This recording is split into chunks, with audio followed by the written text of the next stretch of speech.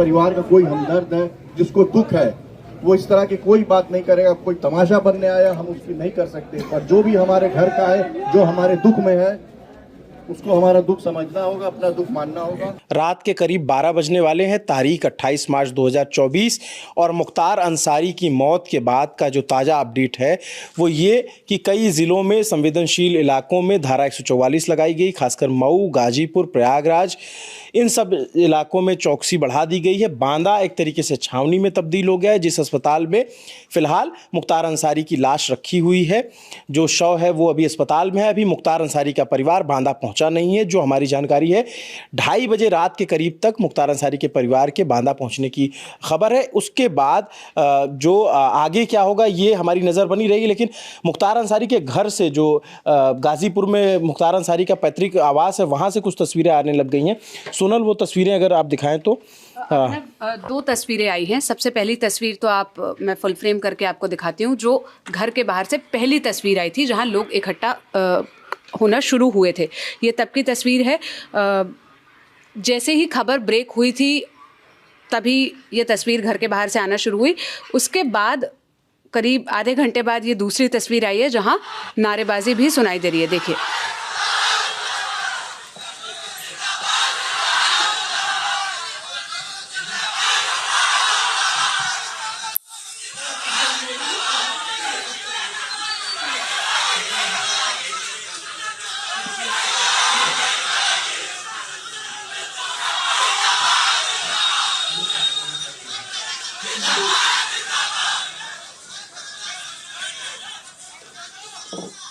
ये जिंदाबाद के नारे लग रहे हैं।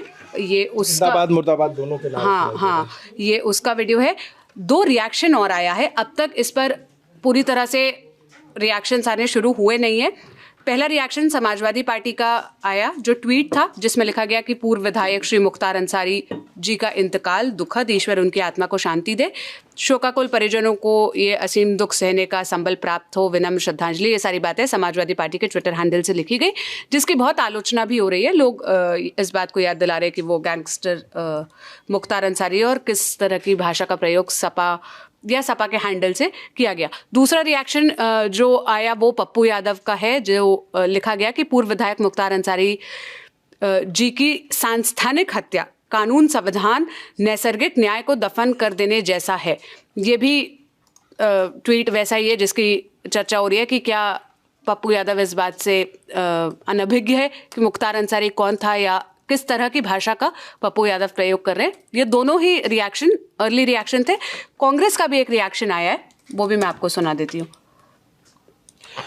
ये सुरेंद्र हैं। मुख्तार अंसारी की जेल में मौत हुई है, वो उत्तर प्रदेश की भारतीय जनता पार्टी की सरकार पर गंभीर प्रश्न खड़े करती है। इससे पहले एक आरोपी मुन्ना बजरंगी जेल में ठोक दिया जाता है। तमाम आरोपी अस्पताल जाते वक्त हत्यारे अपराधी उनको खुलेआम मार के चले जाते हैं। कोई अपराधी कचहरी में कत्ल करता है और मार दिया जाता है। क्या ये उत्तर प्रदेश की कानून व्यवस्था है? इस तरीके से शासन प्रशासन चलेगा? इस तरीके से जेलें चलेंगी? मुख्तार अंसारी ने कुछ दिन पहले आरोप लगाया था कि उन्हें धीमा जहर दिया जा रहा है, और आज प्रशासन बता रहा है कि उनकी दिल का दौरा पड़ने से मौत हो गई। इसकी उच्च स्तरीय जांच होनी चाहिए।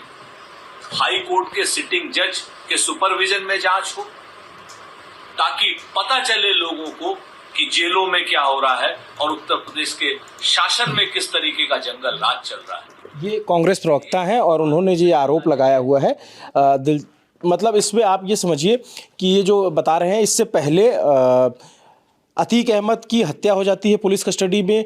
खान मुबारक नाम का गैंगस्टर जेल में मर जाता है, उसकी तबीयत खराब बताई जाती है।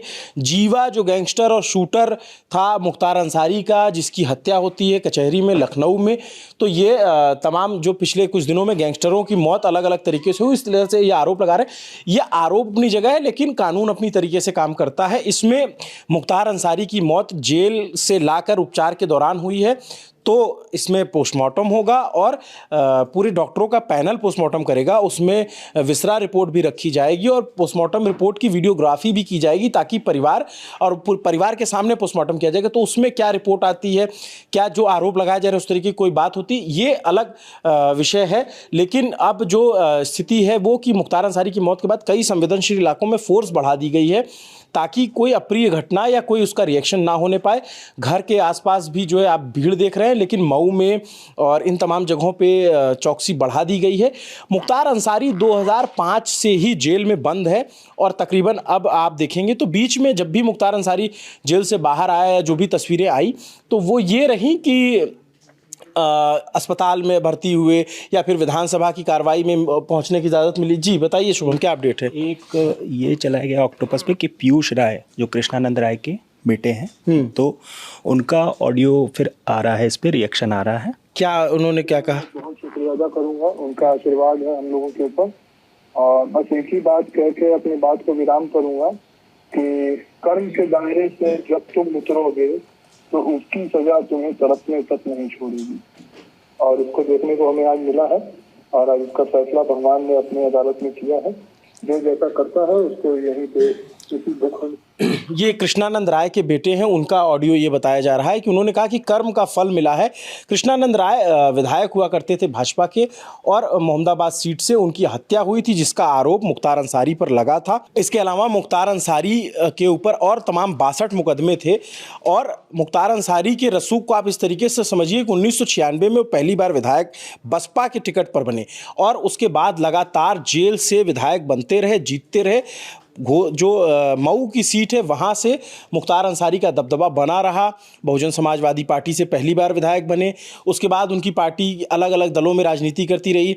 इवन कौमी एकता दल का नाम का एक अपनी पार्टी बनाई।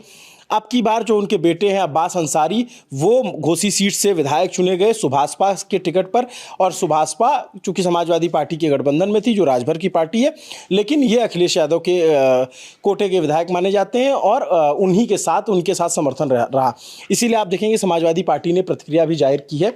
अब सवाल ये है कि परिवार वहाँ जब पहुँचेगा तो परिवार का क्या पहला रिएक्शन आता है। उनके परिवार के लोगों के अफजाल अंसारी जो गाजीपुर से सांसद हैं, उनका बेटा जो अब्बास अंसारी जो मऊ से विधायक है वो जेल में बंद है। उनको सुप्रीम कोर्ट से एक मामले में ज़मानत मिली लेकिन अभी जेल से बाहर नहीं आए हैं। मुख्तार अंसारी 2005 से जेल में बंद, बीच में पंजाब की जेल में गए, वहाँ पे कई सारे आरोप लगे कि पंजाब की जेल में संरक्षण दिया गया। कई आम आदमी पार्टी के नेताओं ने आरोप लगाया कि कांग्रेस के नेताओं पर। उसके अलावा आप देखेंगे तो मुख्तार अंसारी का दबदबा जो एक तरीके से माफिया का जो दबदबा होता है, या फिर आप देखेंगे दो तरह की छवि मुख्तार अंसारी की, अपने जो इलाके के लोग हैं उनमें रॉबिन हुड की छवि की मदद करने वाला। इसका रिजल्ट आपको चुनाव में जब मुख्तार अंसारी की जीत होती है उससे समझ में आता है। और जो दूसरा पक्ष जो प्रताड़ित पक्ष है, जिनकी हत्याओं का आरोप लगा, कृष्णानंद राय, अवधेश राय जो कि अजय राय के बड़े भाई, उनकी हत्या, और फिर ब्रजेश सिंह से जो अदावत, ये तमाम मुख्तार अंसारी के साथ किस्से जुड़े हैं। और वो किस्से क्या मुख्तार अंसारी के साथ दफन हो जाएंगे या ये आगे सुनाए जाते रहेंगे। और अब इस खबर का जो सुबह रिएक्शन होगा वो क्या होगा। अभी जो परिवार घर पे बहुत सारी भीड़ लगी हुई है, वहाँ नारेबाजी हो रही है। इंतकाल जो कहा गया कि हो गया, परिवार की तरफ से कहा गया कि हमें उनके इंतकाल की सूचना मिल रही, जो परिजनों से बात हुई तब, और इसकी पुष्ट सूचना नहीं है, लेकिन देर रात होते होते ये सूचना भी कंफर्म कर दी गई। अभी जो अपडेट और तस्वीरें हैं सोनल, अभी और क्या अपडेट आ रहा है इस मामले में? अभिनव, अभी सबसे पहले तो मैं आपको ट्रेंड दिखाना चाहूंगी जो इंडिया का ट्रेंड चार्ट है ट्विटर का। तो मुख्तार अंसारी पर 61,000 ट्वीट हो चुके हैं हिंदी में, हाँ, और इंग्लिश में 44,000। इसके अलावा बांदा जेल भी एक कीवर्ड बन गया है और ये लगातार इसके आसपास बातें लिखी जा रही है, रिएक्शन आ रहे हैं। योगी आदित्यनाथ के पुराने बहुत सारे बयान वायरल हो रहे हैं जिसमें उन्होंने कहा था कि माफियाओं को मिट्टी में मिला देंगे, और ये सारी जो बात उन्होंने कही थी, उन बयानों को अलग अलग कंटेक्स्ट के साथ यूज़ किया जा रहा है, वो बयान सामने आ रहा है। दूसरा एक फुटेज सबसे ज़्यादा चल रहा है, कुछ फुटेजेस मैंने निकाल रखे हैं, मैं आपको वो दिखाती हूँ। जो जब मौत की खबर कंफर्म नहीं हुई थी, ये बात आ रही थी कि तबीयत बहुत ज़्यादा ख़राब है और अस्पताल ले जाया जा रहा है, तब के जो फुटेज थे जो अपुष्ट थे, अब उसकी पुष्टि हो गई है कि उसी जो एम्बुलेंस है उसमें अस्पताल तक ले जाया गया और फिर जाके आगे कंफर्म हुआ। एक चीज़ मैं यहाँ तस्वीर मेरे पास आई, मैं उसको दिखाना चाहूँगा। एक मुख्तार अंसारी जिसका रौब और जो मऊ के दंगे हुए और गाड़ी पे बैठ करके निकलना बंदूकों के साथ में और वो मूछें वो ताव देना, आप जो मुख्तार अंसारी की आखिरी तस्वीर जो उपलब्ध है इंटरनेट पे वो ये हमें दिख रही है, जिसमें मुख्तार अंसारी को पहचान पाना तक मुश्किल है कि ये आखिरकार वही मुख्तार अंसारी है जिसके नाम का खौफ हुआ करता था या जिसका दबदबा राजनीति में लंबे वक्त तक रहा और आज भी परिवार राजनीति में सक्रिय है। मुख्तार अंसारी के जो चाचा हामिद अंसारी वो उपराष्ट्रपति रहे और ब्रिगेडियर उस्मान से भी परिवार का संबंध बताया जाता है और भी जो तमाम पुराने स्वतंत्रता सेनानी परिवार भी बताया जाता है कि इससे जो इनके परिवार से लोग थे वो गांधी जी के सहयोगी रहे।